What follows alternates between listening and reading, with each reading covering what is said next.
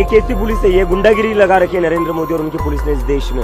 इस देश में पुलिस को गुंडा बना रखा है नरेंद्र मोदी और अमित शाह ने। Cockroach protest. दोस्तों, ये एक ऐसी कहानी है जिसने पूरे देश की राजनीति और छात्रों के भविष्य को एक नए मोड़ पर लाकर खड़ा कर दिया है। क्या आपने कभी सोचा है कि जो आंदोलन दिल्ली की सड़कों पर लाखों छात्रों के हक की आवाज बनकर शुरू हुआ था, वह देखते ही देखते पत्थरबाजी, आंसू गैस के गोलों और जंतर मंतर को खाली कराए जाने के साथ खत्म क्यों हो गया?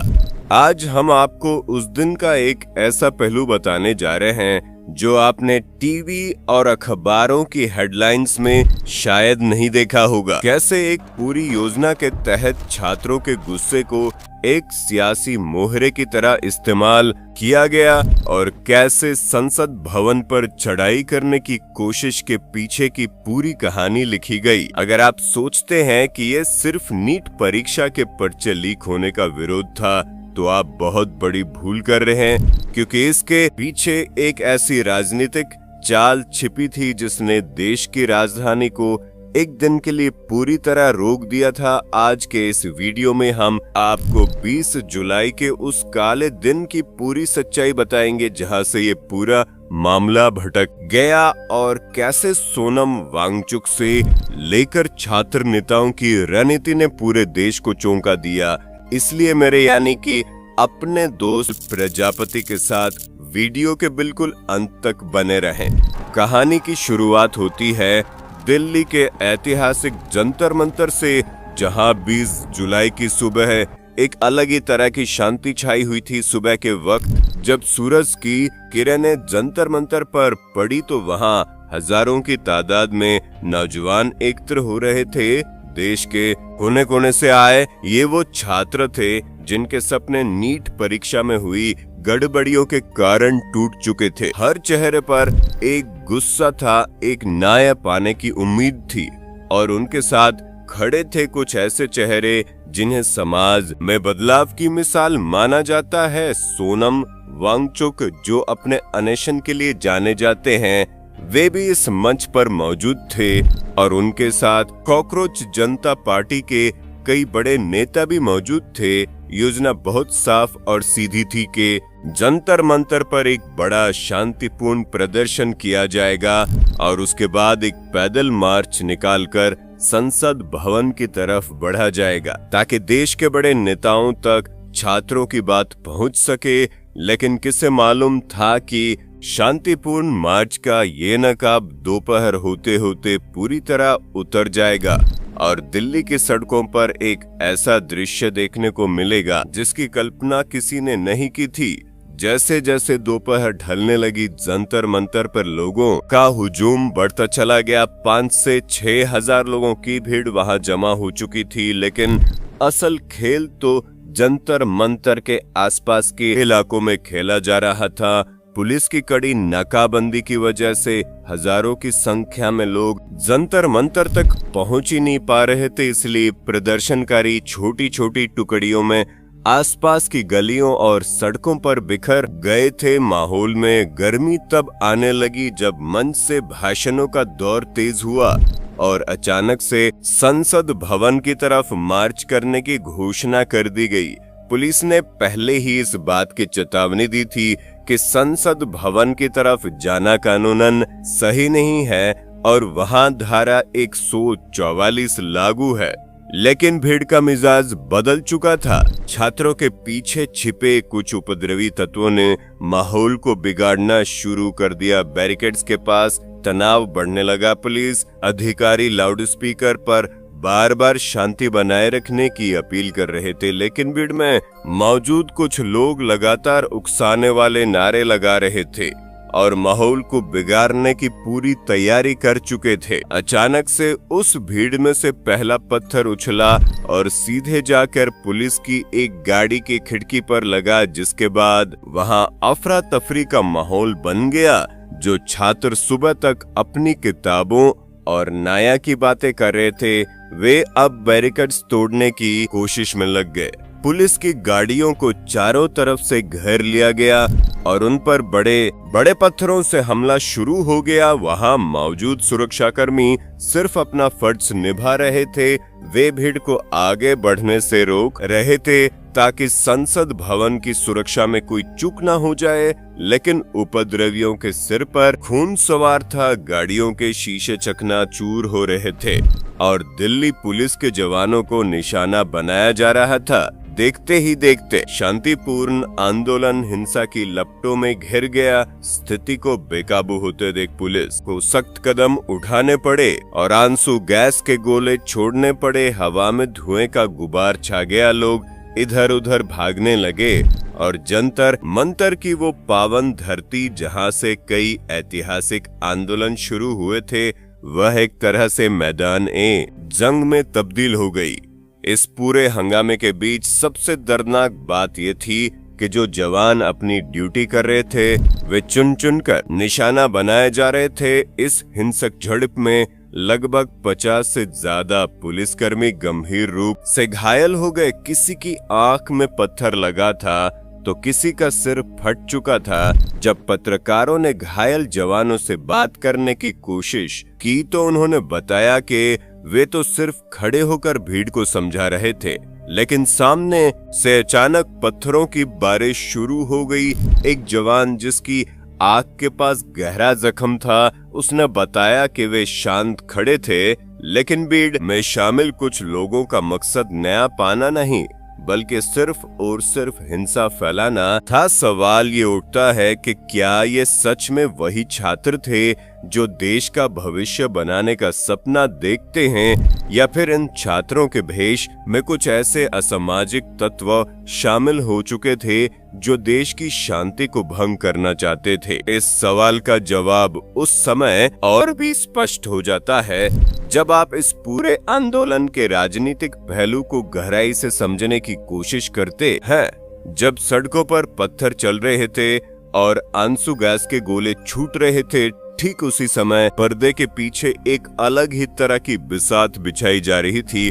केंद्रीय स्वास्थ्य मंत्री जेपी नड्डा के दफ्तर में कॉकरोच पार्टी के 2 छात्र प्रतिनिधि सौरभ दास और आशुतोष राका बातचीत के लिए पहुंचे हुए थे। कई दौर की लंबी बात चली और इस बैठक के बाद इन छात्र नेताओं ने सरकार के सामने अपनी 3 प्रमुख मांगे रखी। दोस्तों, पहली मांग थी कि देश के शिक्षा मंत्री धर्मेंद्र प्रधान तुरंत अपने पद से इस्तीफा दें। दूसरी मांग थी कि अस्पताल में भर्ती सोनम वांगचुक को बिना किसी शर्त के तुरंत रिहा किया जाए।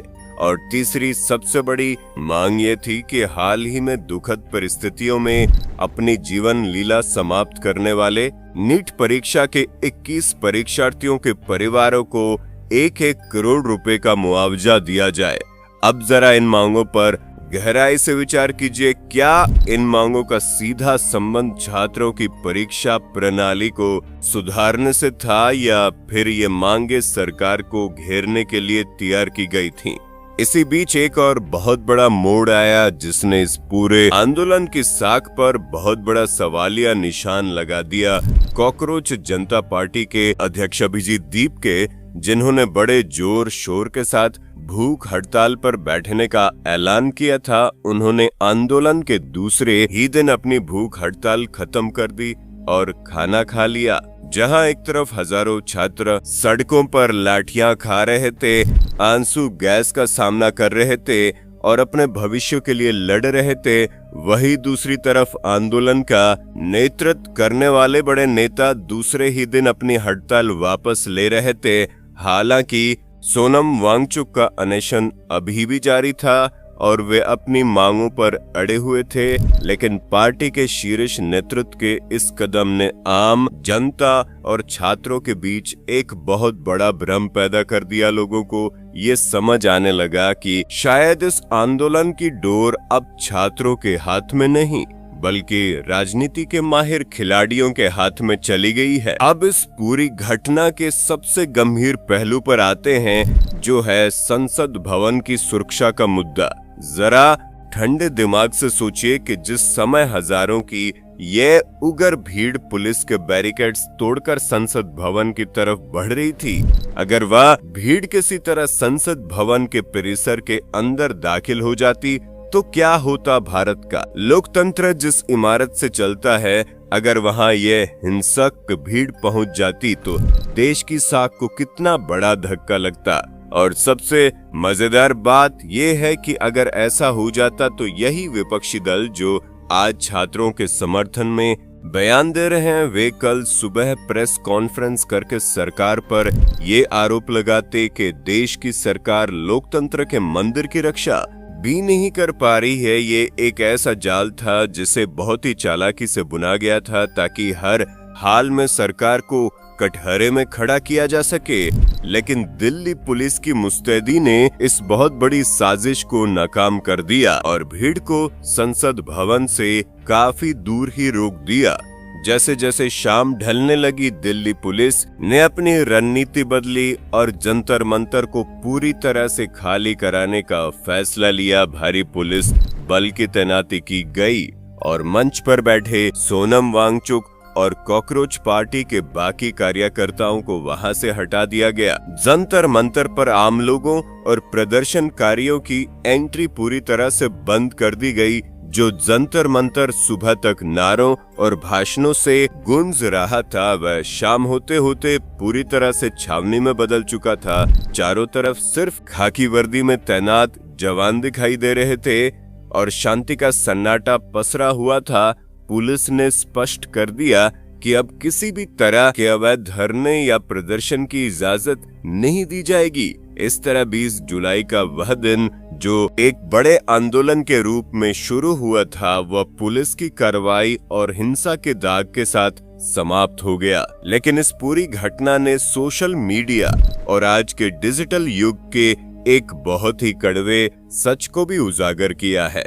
दिन भर जब जंतर मंतर पर हिंसा हो रही थी, पुलिस वाले और छात्र घायल हो रहे थे, तब वहां मौजूद सैकड़ों यूट्यूबर्स और कंटेंट क्रिएटर्स सिर्फ अपनी रील्स और वीडियो बनाने में व्यस्त थे। लोगों के दर्द और देश की सुरक्षा से जुड़े इतने बड़े मुद्दे को सिर्फ व्यूज और लाइक्स हासिल करने का जरिया बना लिया गया था। सोशल मीडिया पर तरह तरह की अफवाहें फैलाई जा रही थी। वीडियो के छोटे छोटे क्लिप्स को काट छांट कर इस तरह पेश किया जा रहा था जिससे लोगों का गुस्सा और भड़के किसी ने भी इस बात की गहराई में जाने की कोशिश नहीं की कि आखिर इस हिंसा का असली जिम्मेदार कौन है। इस पूरे प्रोसेस को अगर आप एक बड़े नजरिए से देखें तो ये साफ हो जाता है कि जब भी देश में कोई सच्चा और वास्तविक मुद्दा उठता है तो कुछ राजनीतिक दल और असामाजिक तत्व उस मुद्दे को हाईजैक करने की कोशिश में लग जाते हैं। नीट परीक्षा में हुई धांधली एक बहुत ही संवेदनशील और गंभीर मुद्दा था जिसने लाखों परिवारों की रातों की नींद उड़ा दी थी। छात्र न्याय मांग रहे थे और उनकी मांग पूरी तरह से जायज थी, लेकिन 20 जुलाई को जंतर मंतर पर जो कुछ भी हुआ उसने उस पवित्र आंदोलन की आत्मा को ही मार दिया। जब आंदोलन में पत्थरबाजी शामिल हो जाती है, जब पुलिस कर्मियों के ऊपर हमले होने लगते हैं, तो कानून अपना काम करता है और नतीजा ये निकलता है कि असली मुद्दा कहीं पीछे छूट जाता है और पूरी चर्चा सिर्फ हिंसा और राजनीति पर केंद्रित हो जाती है। 20 जुलाई की इस पूरी दास्तान से सबसे बड़ा नुकसान अगर किसी का हुआ है तो वह देश के उन बेकसूर छात्रों का हुआ है जो पूरे मन से अपनी हक की लड़ाई लड़ने आए थे। वे अपने घरों से इस उम्मीद में निकले थे कि सरकार उनकी आवाज सुनेगी और परीक्षा प्रणाली में सुधार करेगी, लेकिन जब वे वापस लौटे तो उनके हाथ में सिर्फ निराशा और आंसू गैस का धुआं था। देश के छात्रों के लिए हमें तो दिल से बुरा लग रहा है क्योंकि ये हमारा भविष्य है और इन्हें ही अगर इंसाफ नहीं मिल पा रहा है तो ये सोचने वाली बात है कि देश में अब कब और किसको इंसाफ मिलेगा। बाकी आपका इस पूरे मामले पर क्या कहना है? आपको क्या लगता है छात्रों के इस प्रोटेस्ट के पीछे की असली सच्चाई क्या है?